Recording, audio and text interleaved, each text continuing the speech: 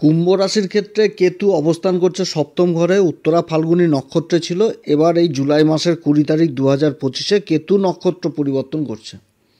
কেতু অবস্থান করবে শুক্রদেবের নক্ষত্র পূর্বা ফাল্গুনী নক্ষত্রে, এবং এই নক্ষত্রে থাকবে 2026 সালের 30শে মার্চ পর্যন্ত, প্রায় 250 দিন। একটা দীর্ঘদিনের পরিবর্তন হতে যাচ্ছে কেতুর। তো কেতুর এই পরিবর্তনে কুম্ভ রাশি কোন দিক থেকে লাভবান হবে এবং কোন দিক থেকে বিশেষ সাবধান, এবং তার সাথে কোন বিশেষ উপাচার এই সময়কালে করবে, এই সমস্ত কিছু তুলে ধরব। তো যাই হোক, অনুষ্ঠানটি শুরু করার আগে সমস্ত দর্শক বন্ধুদের নমস্কার জানাচ্ছি। তার সাথে বলবো, যারা বহুদিন ধরে অনুষ্ঠান দেখছেন এখনও পর্যন্ত সাবস্ক্রাইব করেননি, অবশ্যই করবেন। এই চ্যানেলের সঙ্গে থাকুন, জ্যোতিষীয় সম্পর্কিত অনেক তথ্য জানতে পারবেন, এবং আগামী দিনে কুম্ভ রাশি সম্পর্কিত বহু ভিডিও আমাদের চ্যানেলে আপলোড দেওয়া হবে। যারা জ্যোতিষী সংক্রান্ত বিষয়কে ভালোবাসেন, গুরুত্ব দেন, ইন্টারেস্টেড, আশা করছি তারা বিশেষভাবে উপকৃত হবেন। তবে আমি কোনো রকমভাবে কোনো দর্শক বন্ধুকে বিভ্রান্ত করার চেষ্টা করছি না। এটা গ্রহদের গোচরের উপরই আলোচনা করা হচ্ছে, এবং এটা চন্দ্ররাশি অনুসারে আলোচনা করা হচ্ছে। কারো কোনো রকম ব্যক্তিগত কুষ্টি ধরে এটা আলোচনা নয়। তো যাই হোক, কেতুদেব এবার উত্তরা ফাল্গুনী থেকে বেরিয়ে চলে আসছে পূর্বা ফাল্গুনী নক্ষত্রে। তো কেতুদেবের পরিবর্তন এই 20 তারিখে হচ্ছে, এবং এর আগে অনেক পরিবর্তন হয়ে গেল কুম্ভ রাশির ক্ষেত্রে। কুম্ভ রাশির অধিপতি শনিদেব জুলাই মাসের 13 তারিখে বক্রী হয়ে গেল নিজের নক্ষত্র উত্তরা ভাদ্রপদে। দেবগুরু বৃহস্পতি পঞ্চম ঘরে উদয় হয়ে গেল। তার সাথে রাহু তো রাশির উপর অবস্থান করছে, সেই রাশির উপর আবার দেবগুরু বৃহস্পতি শুভ নবম দৃষ্টি পড়ছে। এবার কেতুর পরিবর্তন, কেতুর নক্ষত্র পরিবর্তন। একটা দীর্ঘদিন পর যেরকম পরিবর্তন হচ্ছে, সেরকম আবার দীর্ঘ সময়ের জন্যও কিন্তু পরিবর্তনটা হচ্ছে। সপ্তম ঘরে কেতুর অবস্থান এটা কোনোভাবেই ভালো না। আমি প্রত্যেকটা ভিডিওতে বলেছি, সপ্তম ঘরে কেতুর অবস্থান কিন্তু ভালো না, সাংসারিক দিক থেকে ভালো না।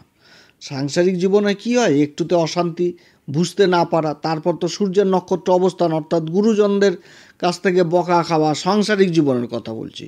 গুরুজনদের কাছ থেকে বকা খাওয়া, কথা শুনে শুনে কাজ করা, এইগুলো কিন্তু হচ্ছিল এই কেতুর এই অবস্থানে এই কুম্ভ রাশির। অযথা একটা গণ্ডগোলের পরিবেশ তৈরি হয়ে যাওয়া দাম্পত্য জীবনে। সূর্যের নক্ষত্র ছিল, তো এবার নক্ষত্রটা পরিবর্তন হচ্ছে, এবং যে নক্ষত্র অবস্থান করবে সেটা পূর্বা ফাল্গুনী নক্ষত্র, শুক্রের নক্ষত্র।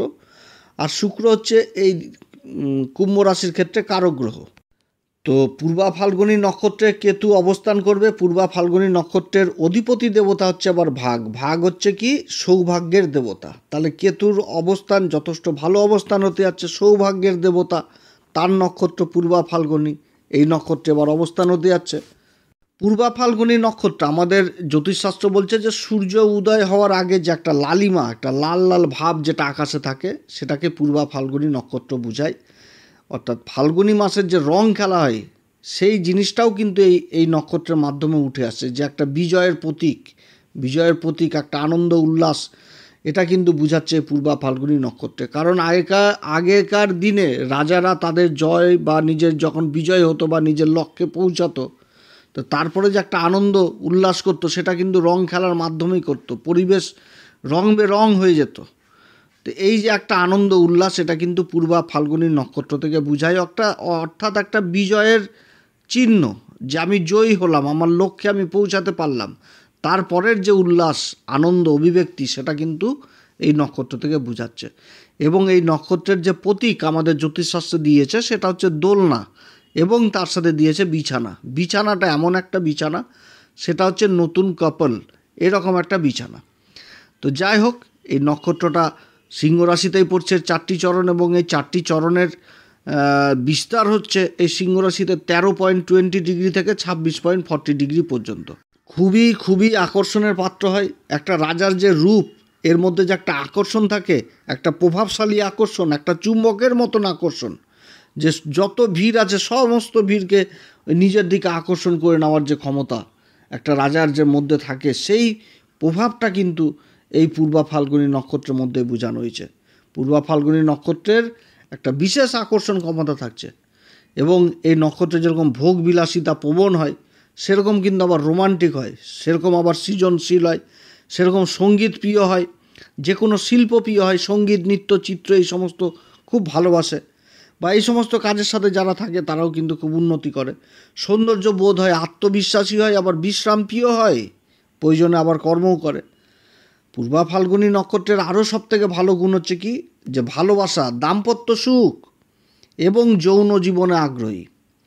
তো কেতু তো সপ্তম ঘরে অবস্থান করছে, তো যাই হোক এটা আলোচনার মাধ্যমে তুলে ধরবো সপ্তম ঘর থেকে। তো ভালোবাসা, দাম্পত্য সুখ এবং যৌন জীবনে আগ্রহী হয় এই পূর্বা ফাল্গুনী নক্ষত্র। এবং আমাদের জ্যোতিষশাস্ত্র যে পুরুষার্থের কথা বলা হয়েছে সেটা হচ্ছে কাম। কাম মানেটা কি, যে কাম কথার অর্থই হচ্ছে মনের ইচ্ছা, মনের বাসনা। এবং যে গণটা দেওয়া হয়েছে সেটা মানুষ্যগণ, এবং যে বর্ণটা দেওয়া হয়েছে সেটা ব্রাহ্মণ দেওয়া হয়েছে। এবং পূর্বা ফাল্গুনী নক্ষত্রের যে এলিমেন্ট সেটাকে কিন্তু বোঝাচ্ছে আবার ওয়াটার, জল। তো জলেই তো জীবজগৎ শুরু হয়েছিল, বিশ্ব সংসারকে এগিয়ে নিয়ে যাওয়ার যে একটা শক্তি সেটা তো জলের মধ্যেই ছিল, এবং জল থেকেই তৈরি হয়েছে বিশাল জীবজগৎ, কিন্তু এই জলের মধ্যেই তৈরি হয়েছে, যার জন্য এলিমেন্ট জল দিয়েছে। এবং যে ত্রিমূর্তি এই নক্ষত্রের সাথে মানে বলা হয়েছে, যে এই নক্ষত্রের যে ত্রিমূর্তির যে সংকেতটা দেওয়া হয়েছে সেটা কিন্তু দেওয়া হয়েছে আবার শ্রীহরি বিষ্ণুকে। শ্রীহরি বিষ্ণু এ ত্রিমূর্তি হিসাবে আমাদের জ্যোতিষশাস্ত্রে উল্লেখ করা হয়েছে। এবং অ্যানিম্যাল হিসাবে উল্লেখ করা হয়েছে ফিমেল র্যাট, ইঁদুর, ফিমেল ইঁদুর। তার পাখি যেটা দেওয়া হয়েছে, পাখির যে সিম্বল সেটা দেওয়া হয়েছে আবার ঈগলকে। ঈগল হচ্ছে এমন একটা পাখি, এমন একটা বয়সে এসে ঈগল নিজের কিন্তু ওই মানে যে মানে টোস দিয়ে শিকার ধরে, তো সেই ঠোঁটটা কিন্তু তো ভোঁতা হয়ে যায়, তো সেই ঠোঁটকে কিন্তু ভেঙে ফেলে, পাথরের মধ্যে আছাড় মেরে মেরে নিজের নখকে ভেঙে ফেলে। একটা খুব কষ্টের মধ্যে থাকে সেই সময় ঈগল, কিন্তু প্রকৃতি তাকে সেই শক্তি দিয়েছে, সেই ক্ষমতা দিয়েছে, আবার সেই পুনরাবৃত্তি, সেই নিজের জায়গাতে আবার ফিরে আসে, আবার সেই রকম ছুচালো ঠোঁট হয়ে যায়, তার সাথে নখ হয়ে যায়, সে কিন্তু আবার নিজের রূপে ফিরে আসে। তো সেরকম পূর্বা ফাল্গুনী নক্ষত্রের একটা মেন জিনিস কি, যে জীবনের একবার না একবার কষ্ট জিনিসটা উপভোগ করবেই, পাবেই, তারপরে আবার ঝেড়ে ফেলে নিজেকে সেই আবার নিজের জায়গাতে ফিরিয়ে নিয়ে আসে। এটা হচ্ছে পূর্বা ফাল্গুনী নক্ষত্রের মেন জিনিস। এবং যে গাছটার সিম্বল দেওয়া হয়েছে, গাছের সিম্বল, সেটা হচ্ছে আবার পলাশ গাছ। তো পলাশ গাছে ফুল ফুটে ফাল্গুন মাসে, পলাশ ফুল, এই যে আগে বললাম হোলি রং খেলা, তো এর সাথেই কিন্তু এটা তুলনা করা হয়েছে। এবং পূর্বা ফাল্গুনী নক্ষত্র খুব তাড়াতাড়ি দাম্পত্য জীবনে আবদ্ধ হয়ে যায়, বিবাহ এদের খুব তাড়াতাড়ি হয়, আর এরা কেরিয়ারে অর্থ উপার্জন করবেই, অর্থ উপার্জন করে। তো এই তো হচ্ছে পূর্বা ফাল্গুনী নক্ষত্র। এবার এই নক্ষত্রে তো কেতু অবস্থান করবে সপ্তম ঘর। সপ্তম ঘরটা হচ্ছে কি, বিবাহিত জীবন, দাম্পত্য জীবন, আমাদের সব থেকে সেন্সিটিভ জায়গায় সপ্তম ঘর আর চতুর্থ ঘর, এই দুটা ঘরই হচ্ছে আমাদের জীবনের সব থেকে কোমল জায়গা। তো এবার কেতু অবস্থান করছে, এর আগে বললাম যে কেতু এই ঘরে তো ভালো না। এর আগের নক্ষত্র ছিল উত্তরা ফাল্গুনী। উত্তরা ফাল্গুনীতে থেকে বড়দের শুধু মানে সাংসারিক জীবনে কি হয়, যে বড়দের কথা শুনতে শুনতে জীবন শেষ, একটু দোষ করলে উঠতেও কাটে আর মানে বসতেও কাটে, মানে করাতের মতন, সামনে গেলেও কাটে পিছনে গেলেও কাটে, এরকম হয়ে যায়। কিন্তু কেতু সপ্তম ঘরে, এটা কিন্তু আমাদের লাল কিতাব বলছে যে কেতু সপ্তম ঘরে থাকলে ওই মানে দাম্পত্য জীবনটা খুবই খারাপ যায়, বুঝতে চায় না, কথায় কথায় গাল মন্দর শিকার হয়। তো এবার কেতু তো অবস্থান করবে পূর্বা ফাল্গুনী নক্ষত্রে, দাম্পত্য জীবন, সৌভাগ্যর দেবতা ভাগ, এই নক্ষত্রের অধিপতি দেবতা, তারই নক্ষত্রে এবার কেতু অবস্থান করবে। তাহলে এবার যথেষ্ট সৌভাগ্য বৃদ্ধি হবে। এবার সৌভাগ্য বৃদ্ধিটা কোন দিকে হবে, যে কেতু এখানটাতে দাম্পত্য জীবন, তাহলে লাইফ পার্টনার যে কাজ করবে সেই কাজেই যথেষ্ট উন্নতির যোগ রয়েছে। কারণ যে নক্ষত্রে অবস্থান করছে সেটা হচ্ছে শুক্রদেবের নক্ষত্র, আর শুক্রদেব হচ্ছে এই কুম্ভ রাশির ক্ষেত্রে সুখের ঘরের অধিপতি এবং ভাগ্যের ঘরের অধিপতি। তাহলে দাম্পত্য জীবনের যে নিজের লাইফ পার্টনার যে কাজ করবে তাতে চরম ভাগ্যের উন্নতি রয়েছে, ভাগ্যের উন্নতি এবং সুখ বৃদ্ধি হয়ে যাচ্ছে। এবং কেতু এই সপ্তম ঘরে অবস্থান করে, কেতু তো গুরুবৎ দৃষ্টি পায়, গুরুর সমান দৃষ্টি, কারণ কেতু তো দেখতে পায় না, কেতু দেখতে পায় গুরুর জ্ঞানের আলোতে দেখতে পায়। গুরুর সাথে কেতুর সম্পর্ক হচ্ছে শিষ্যের সম্পর্ক, আর গুরুর যে জ্ঞান দেয় সেই জ্ঞানের আলোতে কেতু কিন্তু দেখতে পায়, যার জন্য গুরুবৎ দৃষ্টি কেতু পায়। তো কেতুর যে পঞ্চম দৃষ্টি সেটা তো লাভের ঘরে পড়ছে, আর লাভের ঘরটা হচ্ছে কি, হচ্ছে ধনুরাশি। তাহলে ধনুরাশিকে তো কেতু নিজের রাশি মনে করে। তাহলে জীবনসাথীর কর্মে বিশেষ উন্নতি এই সময়কালে রয়েছে, এবং এটা বেশি ভালো ফল পাবে কুম্ভ রাশি সেই সমস্ত জাতক জাতিকারা যাদের জন্মকুষ্ঠিতে কেতুর দশা, কেতুর অন্তর্দশা, শুক্রের দশায় কেতুর দশা, কেতুর অন্তর্দশা চলছে, সূর্যের দশাতে কেতুর দশা, কেতুর অন্তর্দশা চলছে। কেতু যেন জুড়ে থাকে এই রকম সিচুয়েশনে পাবে। এছাড়া গোচরেও কেতু এই ফলটা দিবে। তবে যাদের জন্মকুষ্ঠিতে আবার গ্রহের অবস্থান খারাপ রয়েছে তাদের কাছে বিশেষভাবে বলবো আপনারা জ্যোতিষীয় পরামর্শ নেবেন। খুবই ভালো সময়ই এখন কুম্ভ রাশির, অর্থাৎ উত্তরা ফাল্গুনী নক্ষত্রে যে অবস্থানটা ছিল তার বিপরীত অবস্থান হয়ে যাচ্ছে এবার পূর্বা ফাল্গুনী নক্ষত্রে। সাংসারিক জীবনটা যথেষ্ট পাল্টে যাবে, বড়দের কাছে খুব প্রিয়ের পাত্র হবে, খুব ভালোবাসবে, সাংসারিক জীবনে একটা সুখ শান্তি যথেষ্ট ফিরে আসবে। তবে রাশির উপর তো রাহু অবস্থান করছে, রাহুর উপরও আবার দেবগুরু বৃহস্পতির দৃষ্টি রয়েছে। দেবগুরু বৃহস্পতি পঞ্চম ঘর থেকে দৃষ্টি দিচ্ছে রাশির উপর, এই জায়গাটাও একটা ভালো। তারপরে আবার কি হবে যে বহু এই কুম্ভ রাশির জাতক জাতিকাদের যাদের বিবাহ সম্পন্ন হচ্ছিল না, যে কোনো ব্যাপারে বিবাহে বাধা ছিল, অশান্তি ছিল, বিয়ে লাগছে তো কেউ যে বিয়ে ভেঙে দিচ্ছে, তো এই জিনিসগুলোও কিন্তু আবার দূর হবে। যাদের বিবাহ হচ্ছিল না আকস্মিকভাবে বিবাহ সম্বন্ধে আসা চালু হবে এবং বিবাহের ডেট পাকাপাকি হবে। এই সময়কালে যোগাযোগ ব্যবস্থার ব্যাপক উন্নতি হবে। এবার কেতু তো অবস্থান করছে সিংহ রাশিতে, অধিপতিকে সূর্য থেকে আমরা প্রশাসন সত্তাটাকে দেখি, প্রশাসন বিভাগ। তো যে সমস্ত কাগজপত্র আটকে গেছিলো, কারণ কেতুর যে নবম দৃষ্টিটা সেটা পড়ছে রাশির দ্বিতীয় ঘরে, তো দ্বিতীয় ঘরে অবস্থান, তো সূর্যের যে ওটাই হচ্ছে আবার সূর্যদেবের উচ্চ ঘর মেষ রাশি। তো সরকারি ডকুমেন্টস বা যে কোনো কাগজপত্রের যাদের মানে হচ্ছিল না কাজকর্ম কাগজপত্রের দিক থেকে, যে কারো কল লেটার আটকে রয়েছে, প্রমোশন লেটার আটকে রয়েছে, অ্যাপয়েন্টমেন্ট লেটার আটকে রয়েছে, সেই কাজগুলো হবে। এবং কর্মক্ষেত্রে যারা গোপনে ধরাধরি করছেন, একটা কোনো কর্ম লাভের জন্য কাজের চেষ্টা করছেন, বহু চেষ্টা করছেন, তাদের কর্মলাভ হওয়ার প্রবল সম্ভাবনা এই সময় থাকছে। আবার যারা জায়গা জমি সংক্রান্ত কাজের সাথে যুক্ত রয়েছেন, জায়গা জমি সেল পারচেসের কাজের সাথে যুক্ত রয়েছেন, তাদের কাজকর্ম যথেষ্ট ভালো হবে। আবার যারা বাড়ি ঘরের স্বপ্ন দেখেছেন বহুদিন ধরে, মনের যে সুপ্ত ইচ্ছা বাসনা, কাম কথার অর্থটা কি, এটাই তো মনের ইচ্ছা বাসনা। তো কেতু এখন এই সৌভাগ্যের নক্ষত্র অবস্থান করছে। এবার যে নক্ষত্র অবস্থান করছে তার অধিপতি হচ্ছে শুক্রদেব, চতুর্থ ঘরের অধিপতি।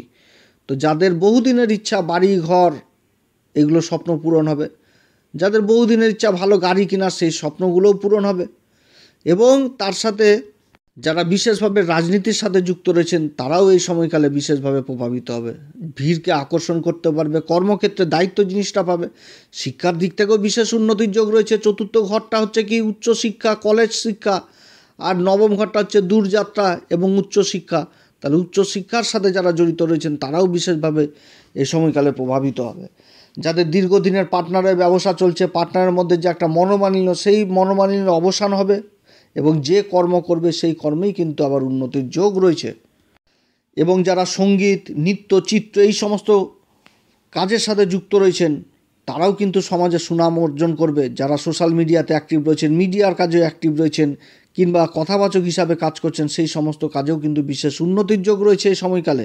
তবে কেতু সপ্তম ঘরে অবস্থান করছে, রাশির উপর রাহু অবস্থান করছে, তার উপর গুরুর দৃষ্টি পড়ছে এবং কেতু কিন্তু তার কাম ত্রিকোণেই ঘরে অবস্থান করছে। অর্থাৎ মনের ইচ্ছা বাসনা কিন্তু এই সময়কালে পূরণ হবে। এই যে কাম ত্রিকোণ, এটা কিন্তু তৃতীয় ঘর, সপ্তম ঘর এবং নবম ঘর মিলেই তৈরি হচ্ছে। তো কাম ত্রিকোণে মনের ইচ্ছা বাসনা এই সময়কালে এই কুম্ভ রাশির পূরণ হতে যাচ্ছে এই 250 দিনের মধ্যে। খুবই একটা ভালো গোচর।